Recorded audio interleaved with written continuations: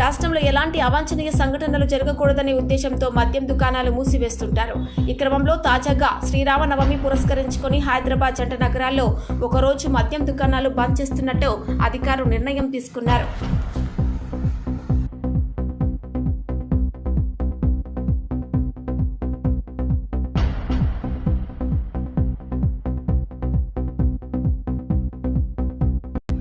లోక్సభ ఎన్నికలకు ముందు ఛత్తీస్గఢ్లో కీలక పరిణామం చోటు చేసుకుంది. దంతేవాడలో మొత్తం 26 మంది నక్సలైట్లు సోమవారం సాయంత్రం పోలీసులు ఎదుట లొంగిపోయారు. ఈ ప్రాంతంలో ఏప్రిల్ 19న పోలింగ్ జరగనుంది. లొంగిపోయిన వారిలో జోగా ముచకి అనే మావోయిస్టుపై ₹1,00,000 బహుమతి ఉందని దంతేవాడ పోలీసులు సూపరింటెండెంట్ గౌరవ్ తెలిపారు.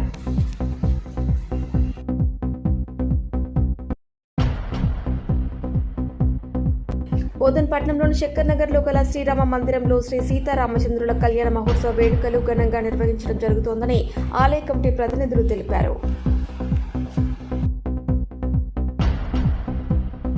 ఈ కరోనా ఎప్పుడైతే వచ్చిందో కరోనా వచ్చిన తర్వాత పూర్తిగా ఆదాయ వనరులు పడిపోవడం, కళ్యాణ మండపం కూడా నడవకపోవడం, ఈ విధంగా ఆర్థికమైన స్థితి చాలా కష్టతరమైన పరిస్థితిలో ఆలయం జీతపత్య స్థితిలో వెళ్ళింది. అలాంటి స్థితిలో మరి రామచంద్రుల ఏదో ఒక అవకాశం ఇవ్వడం జరిగింది.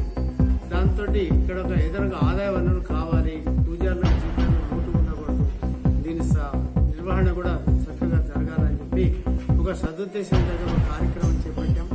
8 డబల్ బెడ్రూమ్ పోర్షన్స్ కట్టడం జరిగింది 64 లక్షల రూపాయలతోటి. ఆ తర్వాత 64 లక్షలు కట్టడమే కాకుండా పైన కూడా 17-18 లక్షలతోటి స్లాబ్ వేయడం జరిగింది. భవిష్యత్తులో పైన కూడా మనం వేస్తే గనక ఆదాయం ఒక 60,000 రూపాయలు. ఆసిఫాబాద్ ఎస్ఐ రాజలక్ష్మి ఓ కేసు విషయంలో లంచం తీసుకుంటుండగా ఏసీబీ అధికారులు సోమవారం సాయంత్రం అదుపులోనికి తీసుకున్నారు. ఓ ప్రమాదం కేసులో స్టేషన్ బెయిల్ ఇవ్వడానికి వాహనం రిలీజ్ చేసేందుకు 25,000 రూపాయలు లంచం తీసుకున్నారు. డిమాండ్ చేసిన 25,000 లంచం తీసుకుంటుండగా ఏసీబీ అధికారులు అరెస్టు చేశారు. మసీదే ఫారూక్ ఆధ్వర్యంలో ఈదా మిలాప్ అధ్యక్షులు డాక్టర్ రవీంద్రనాథ్ సూరి, ప్రజాస్వామ్య పరిరక్షణ సమితి నిజామాబాద్ జిల్లా అధ్యక్షులు అతిథులు నర్ర రామారావు, ప్రజాస్వామ్య పరిరక్షణ సమితి నిజామాబాద్ జిల్లా కోఆర్డినేటర్ గైని గంగారాం, ప్రజాస్వామ్య పరిరక్షణ సమితి నిజామాబాద్ జిల్లా కన్వీనర్ షేక్ హుసేన్, ప్రజాస్వామ్య పరిరక్షణ సమితి నిజామాబాద్ జిల్లా కో కన్వీనర్.